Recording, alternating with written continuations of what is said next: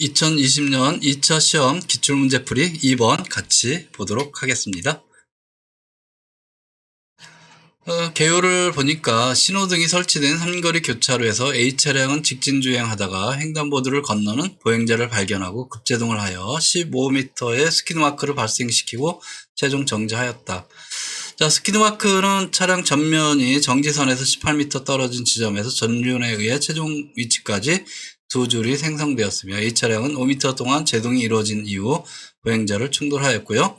사고 장소에 설치된 CCTV 영상에 보행자 횡단보도 신호등과 충돌 장면이 녹화되어 있으며 CCTV 영상은 1초에 25프레임으로 저장되어 있고 분석한 결과 보행자 진행 방향 횡단보도 신호등에 녹색등이 점등된 후 A차량과 보행자가 충돌한 시점까지 50개 프레임이 경과되었다 이렇게 되어 있어요. 이런 사건 같은 경우는 사실 개요에서 보면 그 한눈에 이렇게 딱 들어오지가 않아요. 그죠? 예, 개요를 보고서 이제 여러분들이 한눈에 다 이해를 하면 아주 좋은데, 명확하게 들어오지를 않아요. 그래서 사실 보면 이 제일 중요한 게 이런 도면 도식화된 그런 것들이 굉장히 중요한데, 자, 이 사건도 이렇게 도면화돼 있으니까 이렇게 굉장히 좀 이해하기가 간편하다 이렇게 볼 수 있어요. 그죠? 예, 여기서 물론 누락된 것들, 그런 것들은 별도의 조건이라고 주어졌는데, 사실 조건도 여기다가 여러분들이 다 기록해놔도 됩니다. 시험 볼 때 기록해도 되고, 예, 그렇게 해서 한눈에 좀 명확하게 이해를 먼저 유해를 잘 한 다음에 문제에 접근하는 게 좋다 이렇게 보시면 될 것 같아요. 그죠?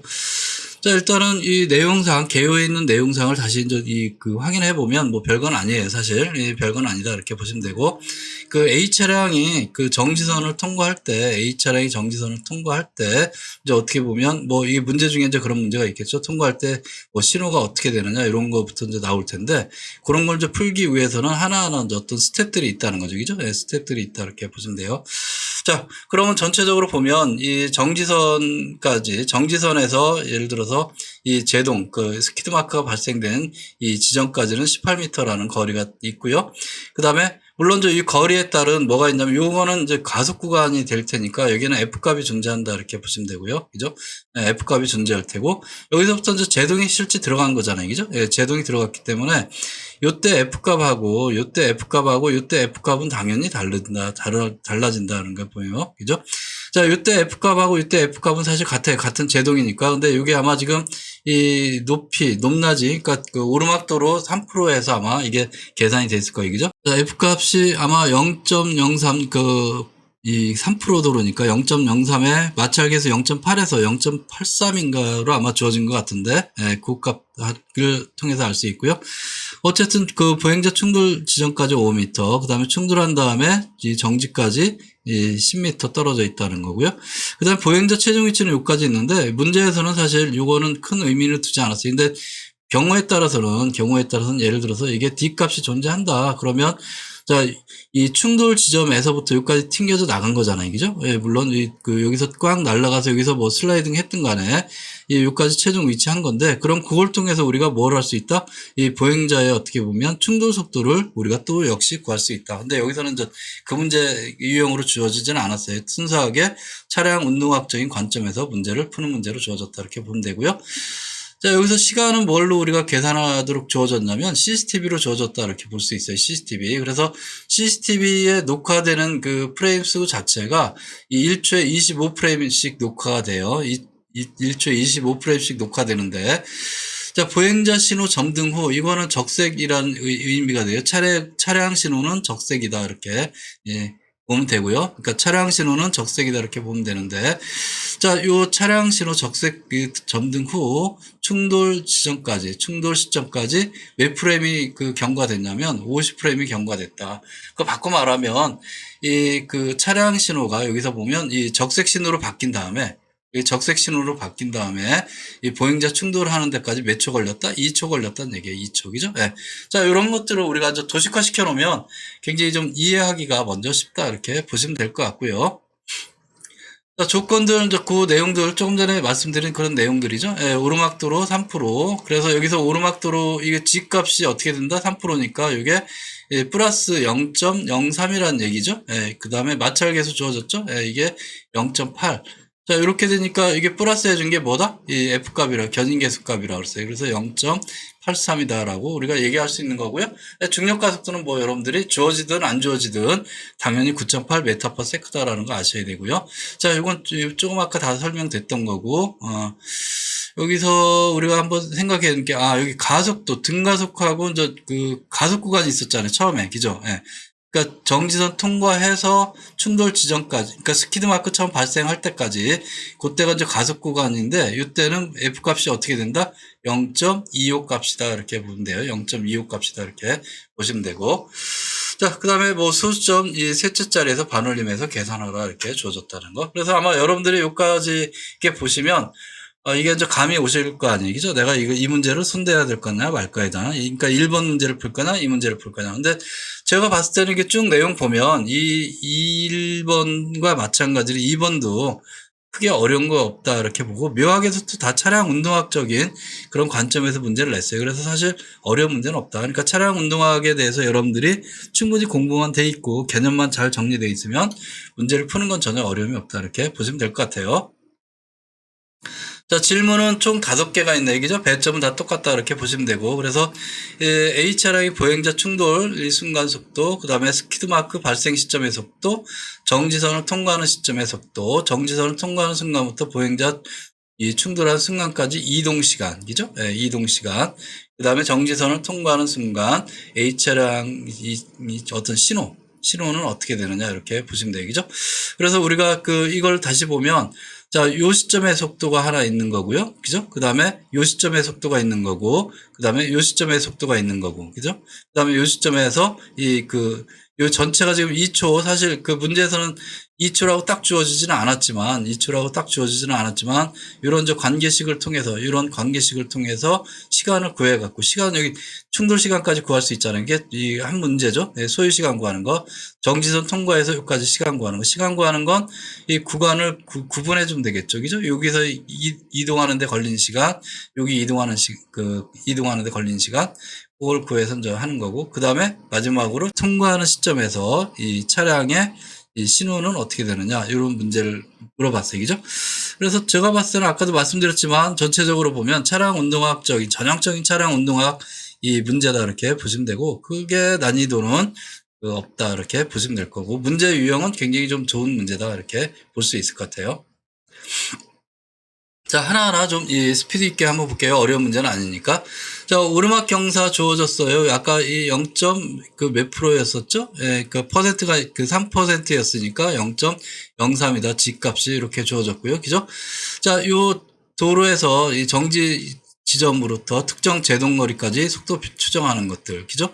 자, 이 문제의 특징은 어떻게 보면 하나하나 다 있기 때문에 이 형태로 본다면 다 전형적인 이런 거예요. 그죠? 여기에 이 처음 속도와 나중 속도가 존재하는 거죠. 그죠? 처음 속도와 나중 속도가 존재하는. 근데 지금 같은 경우는 나중 속도가 0인 상태로 존재하는 거예요. 정지니까. 그죠?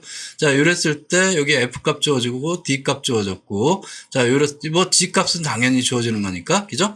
예, 이랬을 때 이제 이 속도를 구하는 문제잖아요. 그죠? 이 처음에 1, 2, 3번이 다 똑같은 유형의 문제다, 이렇게 보시면 돼요. 그래서 여기서는 하나 생략됐지만 실제는 나중 속도 여기서 고려를 해줘야 되는 거죠. 엄밀하게 따지면 VF 제곱. 근데 여기서는 정지니까 이게 그냥 생략하고 0이니까 생략하고 이것만 썼다, 이렇게 보시면 되고.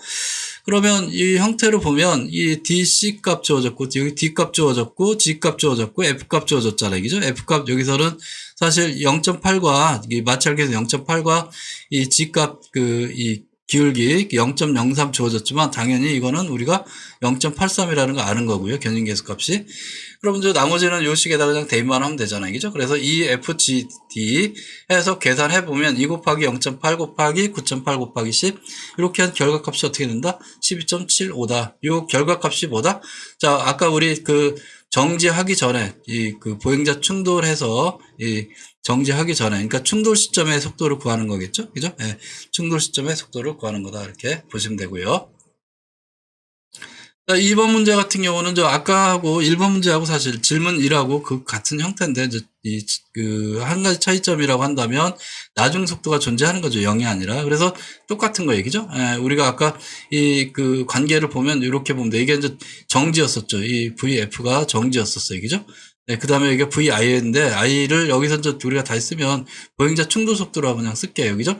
그래서 VI와 VF 관계를 통해서 이제 VC 값을 구했고요. 자, 스키드마크 발생 시점의 속도를 구하니까 우리가 VS라고 놓을게요. 그러면 VS와 VC는 이 처음 속도와 나중 속도의 관계다. 이렇게 보시면 되고. 그래서 요식에서 결국은 우리가 처음에, 여러분들이 처음에 했었던 요식이 만들어진다라는 거 알 수 있죠. 그죠? 예. 이건 뭐 여러분들이 어렵지 않게 아마 알 수 있을 거예요. 그죠? 그 다음에 VC 값은 조금 전에 구한 거고요. 그죠? 예. 그 다음에 요 사이에 견인계수 값은 지금 제동하니까 앞에 1번 질문 1이나 똑같은 상황, 스키드마크 발생 상황이니까. 그죠? 예. 자, 요 속도에서, 그러니까 요 공식에서 우리가 구하려고 하는 게 요건데, 요거 구하는 거 뭐 여러분들이 어렵지 않게 해줘야 되겠죠? 여기서 이제 이게 A 값이 마이너스로 했으니까, 자, 여기 전체를 마이너스 해주면, 마이너스를 곱해준 거예요. 그죠? 그럼 이게 플러스 되고, 얘도 플러스 되고, 다만 얘가 마이너스 되죠? 근데 여기서 마이너스 VF의 제곱인데, 여기다 플러스 VF의 제곱을 해주면, 두 개 다 더해서 어떻게든 상쇄되는 거죠.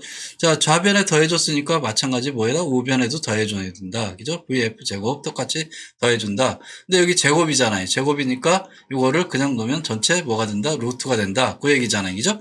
네, 그래서 이걸 정리해보면 뭐가 된다? 요식이 된다. 요식이. 예, 그래서 요식이 나온 겁니다.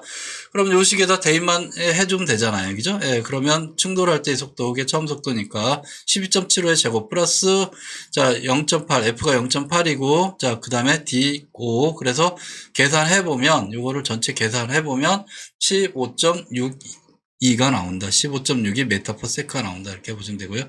물론 여기다가 여러분들이 3.6을 곱해서 킬로미터 퍼 아워로 이렇게 할 수도 있어요. 근데 굳이 뭐 이렇게까지 안 하셔도 됩니다. 지금 우리가 계산 문제를 하는 데 있어갖고 시속으로 물어보면 당연히 계산해 줘야 되는데 그게 아니면 굳이 뭐 안 하셔도 되고요. 또 다음 문제 또 우리가 응용할 때 이거를 바로 쓴다라고 하면 뭐 이렇게 이 15.62로 그냥 여러분들이 끝내셔도 됩니다. 자, 질문 3을 한번 볼게요. 가속하여 나중 속도가 있는 이 경우에 이제 처음 속도 구하는 거, 아까 똑같은 형태 반복이다. 똑같은 형태 반복인데, 자, 앞에 거하고 지금 거하고 틀린 게 뭐냐면, 이 구간에서는 뭐가 바뀌었냐면, A 값이, 아까는 다 마이너스였어요. 근데 지금 구간에서는 A 값이 0보다 가속 구간이에요. 가속 구간. 그죠? 그래서 제동할 때는 당연히 속도가 줄어드는 거기 때문에 A가 0보다 작은. 그래서 우리가 A는 어떻게 된다? 마이너스 FG라는 걸 이렇게 대입하는 거고요. 여기서는 A가 플러스 FG를 쓰고 있다. 이렇게 보면 돼요. 그죠? 견인계수값 자체가 여기서는 이 플러스 0.25를 갖고 있다. 이렇게 보시면 되죠. 네. 자, 그 차이 말고는 없다. 이렇게. 이 원리는 다 똑같은 거다. 이렇게 보시면 되고요. 자, 그렇게 해서 여기서 보면 이 처음 속도에 해당되는 부분과 나중 속도에 해당되는 부분, 그 시점 차만 잘 생각해 주면 되죠. 네. 시점 차만 잘 생각하면 된다. 이렇게 보시면 되고. 자, 그래서 여기서는 나중 속도에 해당되는 부분이 결국은 뭐다? 스키드마크 발생되는 시점의 어떤 속도니까 VS라고 하는 거고요. 이거는 우리가 앞에서 구했었죠. 예, 구한 거예요. 그죠? 그래서 15.62 대입하고 나머지는 그 주어진 조건을 그대로 대입하는 문제다. 이렇게 보시면 돼요. 그죠? 여러분들이 실수 없이 그냥 잘만 대입하면 어려운 거 전혀 없는 그런 문제다. 이렇게 보시면 되고요. 그래서 A 차량이 정지선 통과하는 시점에서 속도는 얼마가 나오냐면 12.48 메타 퍼 세크다. 이렇게 보시면 돼요. 12.48 메타 퍼 세크. 이렇게 계산이 된다. 이렇게 보시면 되고요. 질문 4 같이 한번 보죠. 예. 자, A 차량이 정지선을 통과하는 순간 보행자를 충돌하는 순간까지 뭘 구하라고 돼 있냐면 이동 시간을 구하라고 돼 있어요. 그죠? 이동 시간. 우리 아까 그림에 제가 간단하게 설명했지만 지금 보면 이 정지선을 통과하고 그다음에 스키드 마크 발생하고 여기서 또 이 보행자 충돌했어요. 그죠? 예, 보행자 충돌했고.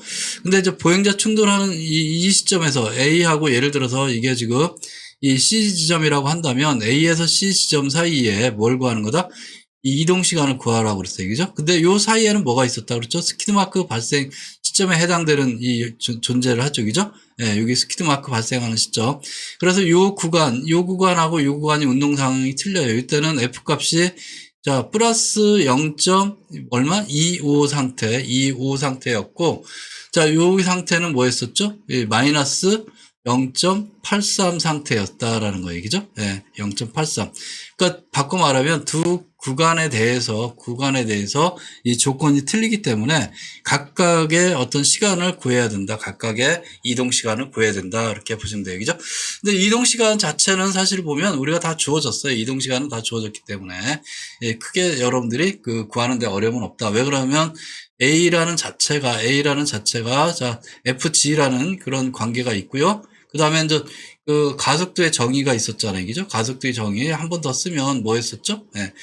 자, 가속도의 정의 자체가 나중 속도에서 처음 속도를 뺀 거. 이게 지금 우리가 각 구간별로 처음 속도와 나중 속도를 지금 규정해 주는 거잖아요. 그죠? 자, 요거를 뭘로? T로 나눠준 게 가속도인데, 우리가 구하고자 하는 게 각 구간에 대해서 뭘 구하는 거다? 시간값을 구하는 거다. 그래서 얘하고 얘를 우리가 바꿔놓으면 이런 형태가 되겠죠. 그죠? 그래서 T1일 때 값들, 이걸 예를 들어서 우리가 T1이다라고 하면, 요걸 T1이다 그러면 T1일 때 값들, 그 다음에 T2에 있을 때의 값들, 그거를 대입해서 구하면 된다. 스키드마크 발생 시점의 속도는 이 V 나중 속도가 되는 거고, 당연히 정지선 통과한 다음에 스키드마크 발생됐기 때문에, 그리고 정지선 통과 시점의 속도는 어떻게 된다? 자, 요 상태, 처음 속도 상태가 된다. 그래서 12.48, 요걸 그대로 대입하는 거예요. 그죠? 대입하면 얼마 나온다? 1.28초가 나온다. 이렇게 보시면 될 것 같아요. 1.28초. 자, 두 번째로는 그 이후에 이제 어떤 그 과정이었죠. 우리가 그림으로 따진다면 그 다음 단계였어요. 그죠? 그 다음 단계라는 게 뭐였냐면 보행자 충돌 그 지점까지 우리가 시간 계산하는 건데, 스키드마크 발생 시점에서 보행자 충돌 지점까지 과정을 우리가 이 두 번째 구간이라고 했어요. 그죠? 예. 자, 그래서 여기서도 이제 우리가 나중 속도, 처음 속도 개념들이 조금 중요하다고 볼 수 있는데, 자, 스키드마크 발생 시점 속도가 처음 속도 상태가 돼요. 그죠? 아까 같은 경우는 이 앞부분에서는 이게 나중 속도가 되지만, 여기서는 이게 처음 속도 상태가 된다. 이렇게 보시면 될 것 같고요. 그 다음에 여기서는 보행자 충돌 시점이 가장 시간적으로 나중에 생겼기 때문에 나중 시점이 된다. 나중 속도가 된다. 이렇게 보시면 되고요. 자, 그래서 똑같은 상황에서 이제 가속도 값이 여기서는 어떻게 된다? 이 마이너스 0.83이다. 이렇게 보시면 되고요. 그래서 요걸 대입해서 계산해 보면 몇 초 나온다? 0.35초가 나온다. 이렇게 보시면 돼요. 그죠? 0.35초. 자, 그래서 정지선에서 보행자 충돌까지 소요 시간은 구간에 대해서 다 더해준 값 1.63초가 된다. 이렇게 보시면 되겠습니다. 그죠? 네. 그래서 실질적으로 보면 이 구간을 여러분들이 나눠서 계산할 줄 아느냐 모르냐 그 문제만 있고, 그 계산 자체는 그렇게 어려운 그런 계산 과정은 아니다. 이렇게 보시면 되고요. 제가 봐도 뭐 아까 말씀드렸지만, 어쨌든 문제 수준은 그렇게 높은 수준은 아니다. 그러니까 문제 질은 굉장히 좋고요. 문제의 난이도 정도는 그렇게 아주 어려운 그런 건 아니고요. 조금 쉬운 편에 속한다. 근데 문제의 어떤 질적 수준은 굉장히 좀 좋은 편이다. 이렇게 보면 됩니다. 자, 그리고 마지막으로 질문 5가 뭐였냐면, 그러니까 A 차량이 정지선을 통과하는 순간, 이 차량 신호등이 어떻게 되느냐, 이제 그 문제인데, 자, 일단은 여기서 주어진 게 사실 보면, 이 A차량이 정지선에서 충돌 소요 시간까지 걸린 이동 시간이 1.63초다라는 거예요. 그죠? 1.63초. 그러니까 충돌하는 순간을 거꾸로 세서 정지선까지 이렇게 계산해 봤더니 1.63초밖에 안 걸리더라. 그거예요. 그죠? 그러면 예를 들어서 우리가 여기서 영상 프레임을 가지고 쭉 분석했더니 1.63초보다 짧으냐 기냐에 따라서 뭐다 당연히 이 신호가 달라지겠죠. 이 정지선 통과하는 그 시점에서의 신호가 당연히 달라질 텐데, 자, 이거를 계산해 보니까 보행자 신호 후에 이 차량 충돌까지 걸리는 소요 시간이 몇 초 걸리냐면, 프레임으로 보니까 2초 걸린다는 거예요. 2초. 예, 2초 걸린다. 이렇게 보시면 돼요. 예. 자, 2초가 걸리는데, 실제 차량의 움직임으로 이렇게 보니까 몇 초 걸렸다? 1.63초가 걸렸다. 이렇게 보시면 돼요. 그죠? 1.63초. 자, 바꿔 말하면, A차량은 정지선에서 충돌까지 소요 시간이 1.63초 걸렸으니까, A차량은 적색 신호 점등 0.37초 후에 어떻게 보면 정지선을 통과해야 그걸 만족하겠죠. 그죠? 네. 바꿔 말하면 차량 신호가 정지선을 통과할 때 어떤 신호? 적색 신호 상태다라고 볼 수 있어요. 그죠? 이렇게 해서 지금 그 2번 문제 풀어봤는데요. 1번 문제에 비해서 제가 봤을 때는 뭐 이렇게 좀 이 실질적인 난이도나 이런 것들은 이렇게 아주 뭐 더 높다라고 평가하기는 어렵고요. 오히려 어떻게 보면 좀 더 쉽다라고 볼 수 있고요. 자, 1번과 마찬가지로 이 문제 어떤 이 질적 수준 뭐 이런 정도로 봤을 때는 굉장히 좀 깔끔하고 좋은 문제다 이렇게 보여집니다. 자, 어렵지 않게 여러분들이 아마 1, 2번은 풀었을 거라고 보고요. 여러분들 어쨌든 이 좋아요, 구독 좀 부탁드리고요. 만약에 구독 누르신 분들은 안 하셔도 됩니다. 자, 수고하셨고요. 나머지 3번에서 또 5번 문제 같이 풀어보도록 하겠습니다.